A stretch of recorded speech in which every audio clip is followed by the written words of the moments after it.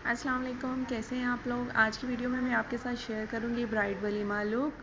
Model मेरी आप check कर सकते हैं।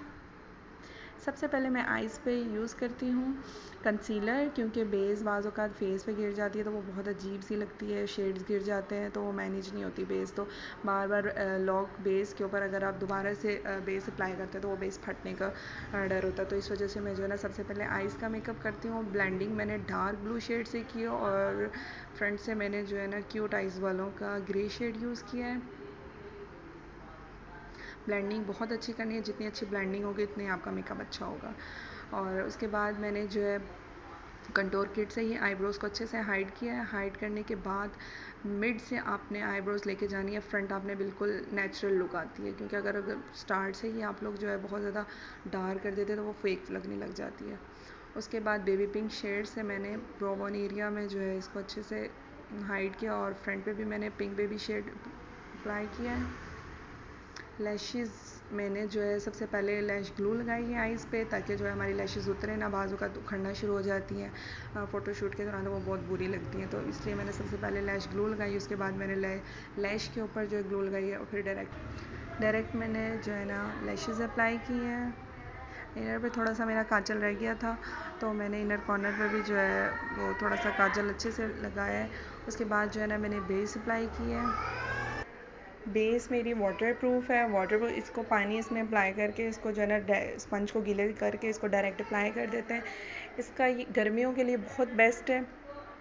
इसमें जो है ना सब कुछ ऐड होता है, इसमें कोई भी चीज़ लगाने की ज़रूरत नहीं होती। कलर करेक्टर और इसमें प्राइमर सब कुछ ऐड होता है। इसको लगा के जो है ना इसमें ब्लेंडिंग करने की भी ज़रूरत नहीं होती। जिन लोगों को बाज़ औक़ात मेकअप नहीं आता उनके लिए बहुत बेस्ट है। बस हल्का सा स्पंज गीला किया, उसके अंदर पानी जो है डाला और उसको अप्लाई कर लिया, फ़ौरन बेस जो है आपकी फ़ौरन ब्लेंड हो जाती है। तो उन लोगों के लिए बड़ा ये अच्छा है।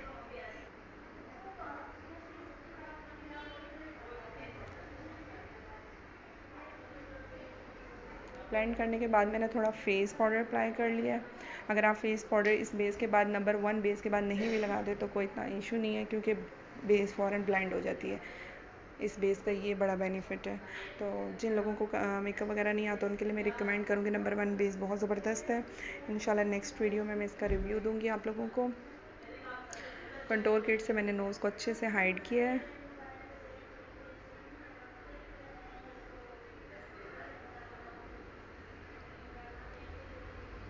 इनके फेस को जो है ना कंटोर किट की इतनी ज़्यादा ज़रूरत नहीं थी, लेकिन ये कि कंटोर से थोड़ी सी लुक चेंज हो जाती है, अच्छी लगती है। फीचर्स इन्हेंस हो जाते हैं, तो इस वजह से मैं ये लास्ट में अप्लाई करती हूँ। उसके बाद ब्लश ऑन लगाया है मैंने अच्छे से। लास्ट में ये लिपस्टिक है, शेड आप चेक कर सकते हैं। आप लोग जो है ब्रश से भी यूज़ कर सकते हैं, मैंने डायरेक्ट ही अप्लाई की है।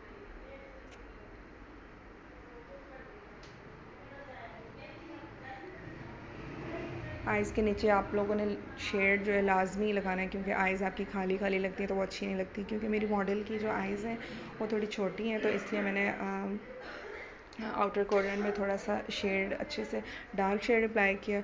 और उसके बाद मैंने वाइट पेंसिल लगाई, क्योंकि वाइट पेंसिल से जिन लोगों की आइज़ छोटी होती हैं वो बड़ी लगने लग जाती हैं, इन्हेंस हो जाती हैं, अच्छे से खुल के सामने आती हैं। तो ये फाइनल लुक आप लोग चेक कर सकते हैं।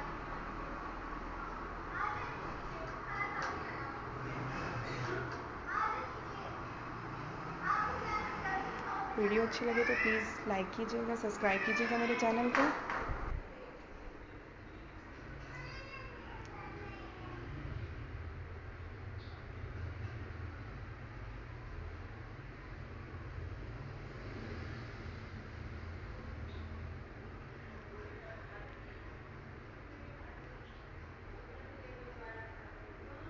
मॉडल की दोनों लुक मैंने आपके साथ शेयर किए हैं, खुले बालों में भी और टेल पोनी में भी। तो